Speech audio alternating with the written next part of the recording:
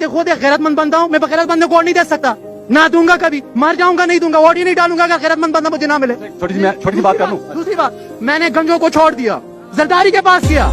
زرداری کے پاس کیوں گیا؟ بھائی بڑی بڑی مجھے رکھی ہوئے, جیل کاٹ گیا, غیرت مند بندہ ہے. لیکن اسی غیرت مند بندے کو میں نے اسی بندے سے ملتے ہوئے دیکھا جس نے اس کی بیوی کی ننگی تصویریں جہاز سے پھینکی تھی. میں نے کہا یہ بھی بغیرت ہے, میں نے کہا یہ بھی بغیرت ہے. میں مولانا صاحب کے پاس آیا, میں نے کہا میرے ملک پاکستان میں, میرے ملک پاکستان میں جس کی بنیاد کیا ہے, لا الہ الا اللہ محمد الرسول اللہ, اور بھائی سارے مانتے ہیں یا نہیں مانتے؟ ہم سارے یہ مانتے ہیں نا کہ یہاں پہ اسلامی نظام ہو. اسلامی نظام کون لائے گا؟ تو بھی بولتے ہیں مولانا لائے گا, میں بھی بولتا ہوں مولانا لائے گا, یہ بھی بولتے ہیں مولانا لائے گا, آپ بھی بولتے ہیں مولانا لائے گا. مولانا کا کام کیا ہوتا ہے؟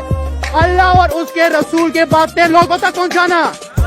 یہ بات ہے یا نہیں ہے؟ صرف پاکستانیوں تک نہیں, امت رسول تک اللہ اور اس کی رسول کی باتیں پہنچانا.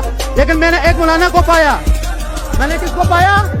ایک مولانا کو پایا جو گنجے کی باتیں زرداری تک پہنچاتا تھا, زرداری کی باتیں گنجے تک پہنچاتا تھا. دکھاؤ نا, عوام بھی دکھا جو گنجے کی باتیں کس کو پہنچاتا تھا؟ زرداری کو پہنچاتا تھا. زرداری کی باتیں گنجوں تک پہنچاتا تھا. اس کے بعد ایک منٹ, اس کے بعد آپ کس کے پاس گئے؟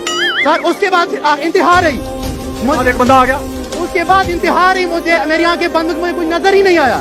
اور میں نے اس غیرت مند بندے کو پایا جس نے 70 سال کی عمر میں بھی گولیاں کھا کے پاکستان سے بھاگا نہیں ہے.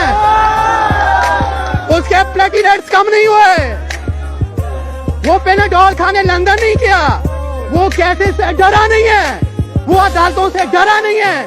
تو پھر میں نے کہا اگر یہ بندہ 70 سال میں کی عمر میں بھی میرے لیے گولیاں کھا سکتا ہے تو اس بندے کے لیے میری جان بھی حاضر ہے.